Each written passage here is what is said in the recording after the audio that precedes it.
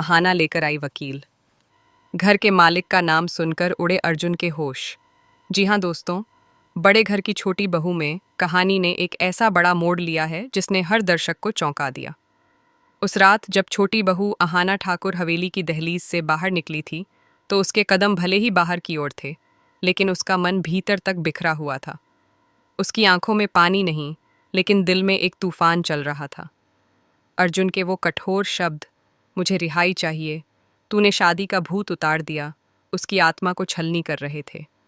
जिस घर को जोड़ने के लिए अहाना ने अपनी सारी पहचान, स्वाभिमान और खुशियां दांव पर लगा दी थीं, उसी घर ने उसे ये जताया कि वह सिर्फ एक बहू है, बेटी नहीं।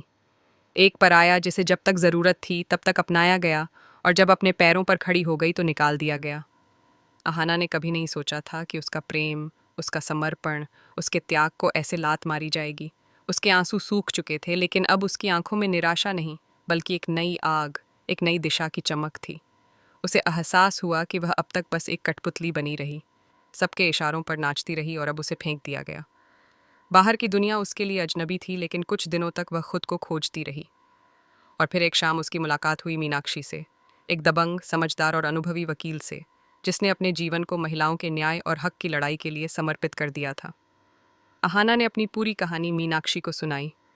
कैसे उसने मूर्तियों का काम शुरू किया, परिवार को जोड़ने की कोशिश की, बदले में अपमान सहा, और अंत में अर्जुन द्वारा उसे डेस्परेट कहकर निकाल दिया गया।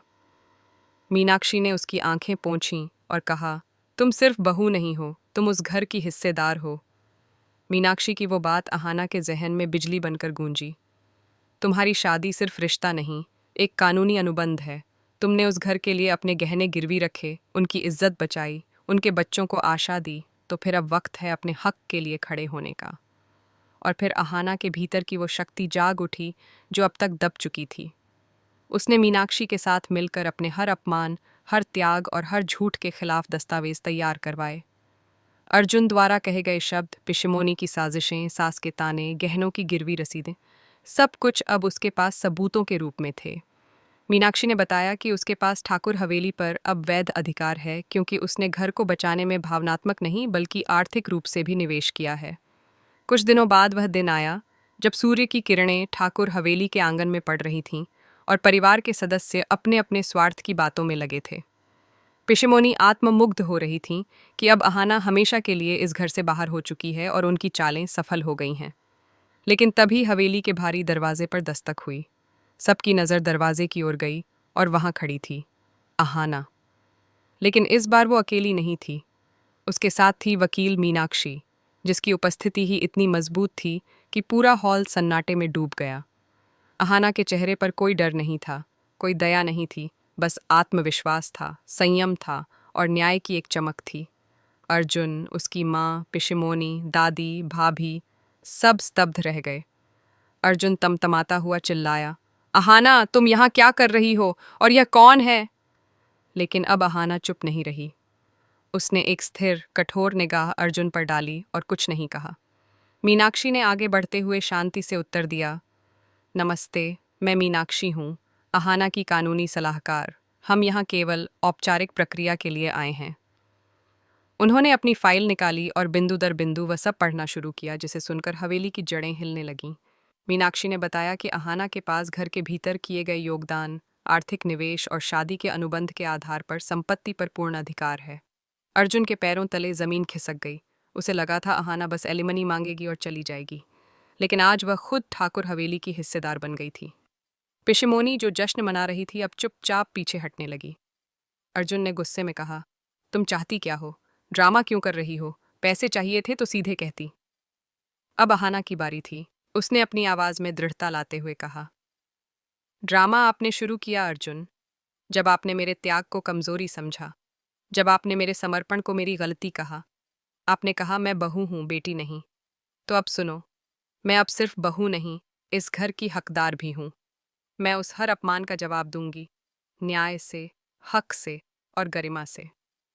मीनाक्षी ने साफ कर दिया कि अब से अहाना को हर फैसले में भागीदारी मिलेगी, चाहे वह संपत्ति का बंटवारा हो, घर का प्रबंधन या रिश्तों की दिशा। अर्जुन, जो आज़ादी चाहता था, अब उसी को सबसे बड़ा बंधन लगने लगा। यह सिर्फ अहाना की वापसी नहीं थी, यह औरत की गरिमा की वापसी थी, उसका सम्मान था, उसकी पहचान थी। पिशिमोनी हतप्रभ थीं। दुर्गा देवी, जो अब तक मौन थीं, उनकी आंखों में भी यह देखकर एक नई सोच जन्म लेने लगी थी। क्या यह वही अहाना है जिसे उन्होंने कमजोर समझा था? अर्जुन की नज़र अब झुकी हुई थी। अहाना अब एक महिला नहीं बल्कि शक्ति का रूप बन चुकी थी, और इसी के साथ अगले एपिसोड की ज़मीन तैयार हो चुकी है। क्या अहाना इस अधिकार का इस्तेमाल बदले के लिए करेगी, या अपने परिवार को टूटने से बचाने के लिए? क्या अर्जुन कभी उसकी शक्ति को स्वीकार कर पाएगा? क्या पिशिमोनी अब नई साजिश रचेंगी या हार मानेंगी? यह सब जानने के लिए इंतजार रहेगा उस अगले अध्याय का, जहां न्याय, हक और नारी की आवाज गूंजेगी। पिछले एपिसोड में हमने देखा था कि छोटी बहू अहाना अपने पति अर्जुन और परिवार के बीच टूटते रिश्तों को संभालने की कोशिश कर रही है, लेकिन जब अर्जुन उसे यह कहता है कि वह इस घर की बेटी नहीं बल्कि सिर्फ बहू है, तो अहाना का दिल पूरी तरह से टूट जाता है। अर्जुन द्वारा कहे गए वो शब्द जैसे नुकीली तलवार की तरह उसकी आत्मा को चीरते हैं। जब वह यह कहता है कि उन्हें एक सुशील बहू चाहिए थी, बेटी नहीं, क्योंकि उनकी असली बहन पहले से ही घर की बेटी है, और यह बात अहाना को एक अजनबी की तरह बाहर धकेल देती है। अर्जुन अहाना पर घर तोड़ने का आरोप लगाता है और उस पर दो शर्तें रखता है। पहला कि वह 7 दिनों में इस घर को पहले जैसा बनाए, और दूसरा कि वह कभी किसी को भड़काए नहीं। अहाना इन शर्तों को ठुकरा देती है, जिससे अर्जुन का गुस्सा आपे से बाहर हो जाता है, और वह ताना मारते हुए कहता है कि अहाना हर चीज़ तोड़ती है, पहले रिश्ता और अब घर, और मोहल्ले की बदनामी का दोष भी उसी पर डाल देता है। वह यह भी कहता है कि उसकी माँ को सड़क पर मूर्तियाँ बेचने के कारण शर्मिंदगी उठानी पड़ी, और फिर वह अहाना को डेस्परेट कहता है। यह शब्द अहाना के आत्मसम्मान को बुरी तरह से घायल कर देता है। वह तंज कसता है कि शायद इसलिए उसकी शादी इतनी जल्दी करा दी गई थी, जिससे वह किसी और पर बोझ न बने। लेकिन अहाना चुप नहीं रहती। वह पलटकर जवाब देती है कि शादी अर्जुन की जिद पर हुई थी, और गलती करना इंसानी स्वभाव है। लेकिन अर्जुन कहता है कि वह अब उससे थक चुका है और आज़ादी चाहता है। यह सुनकर अहाना समझ जाती है कि वह अब उससे पीछा छुड़ाना चाहता है। वह शांत लेकिन दृढ़ स्वर में कहती है कि उसे कोई एलुमनी या हक नहीं चाहिए, क्योंकि जिस रिश्ते में प्यार नहीं, उसमें पैसों से खुशी नहीं मिल सकती। उस रात वह बिना किसी को बताए चुपचाप कमरे से बाहर निकल जाती है। न कोई शिकायत, न कोई चीख, बस सन्नाटे में लिपटा हुआ त्याग। अगली सुबह सास यह ऐलान करती हैं कि अब मूर्तियां बनाने का काम बंद कर दिया जाएगा, क्योंकि यह घर की बेइज्जती का कारण बन चुका है। बाकी बहुएं, जो पहले खुद अहाना की मदद से इस काम में लगी थीं, अब उसी को दोषी ठहराने लगती हैं। उनके चेहरे पर राहत के भाव होते हैं कि अर्जुन ने अहाना को डांटा और अब वह घर छोड़ देगी।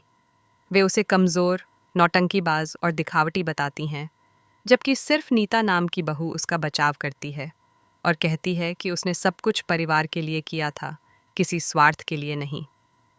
घर की औरतें मन ही मन इस बात से खुश होती हैं कि अब हवेली में पहले जैसा माहौल लौटेगा और अहाना के जाने से सास बहू के बीच की लड़ाइयों का अंत होगा। लेकिन कहानी यहाँ ख़त्म नहीं होती, क्योंकि गिरवी भाभी एक चौंकाने वाला रहस्य उजागर करती हैं कि अहाना ने अपने गहने गिरवी रखकर घर के लिए पैसे जुटाए थे। रुपये शून्य की रकम केवल इसीलिए लाई गई थी ताकि मूर्तियों के सामान और खर्चों का इंतज़ाम हो सके। यह सुनकर सास और भी गुस्से में आ जाती है और अहाना को कुछ और करने से सख्ती से मना कर देती है। इस पर अहाना अपनी सास से साफ साफ कहती है कि जब उनके बेटे अर्जुन का ही अब इस रिश्ते में मन नहीं रहा, तो वह क्या करे। सास ये कहती है कि हर पुरुष एक आज्ञाकारी, चुपचाप रहने वाली पत्नी चाहता है, न कि ऐसी बहू जो हर बात पर बोलती हो, सवाल करती हो। यह सुनकर अहाना पूरी तरह से अंदर से टूट जाती है, लेकिन वह हार नहीं मानती। वह यह कहती है कि अगर मूर्तियाँ उसकी जिम्मेदारी थीं, तो अब उन्हें बेचने भी वही जाएगी। सबको चिंता होती है कि कहीं वह कुछ उल्टा पुल्टा न कर दे, लेकिन जब दीदी भाई बदनामी का डर जताती हैं तो अहाना ये बात समझ जाती है और फिर कहती है कि वह अपने मायके के पास की एक छोटी दुकान पर मूर्तियां बेचेगी, भले ही उसे आधे दाम ही क्यों न मिले। यह सब सुनकर हवेली में फिर से बेचैनी फैल जाती है, लेकिन अहाना का चेहरा अब डर से नहीं, दृढ़ विश्वास से भरा होता है। उसने तय कर लिया है कि अब वह अपने सम्मान और आत्मनिर्भरता की राह से पीछे नहीं हटेगी, चाहे रास्ता कितना भी कठिन क्यों न हो। आज के एपिसोड में केवल घटनाएं नहीं बदलीं, बल्कि यह एक स्त्री की चेतना, और आत्मसम्मान की पुनर्प्राप्ति की कहानी बन गई। यह कहानी अब उस मुकाम की ओर बढ़ रही है जहां सिर्फ बहू नहीं, एक महिला अपने वजूद की लड़ाई जीतने जा रही है।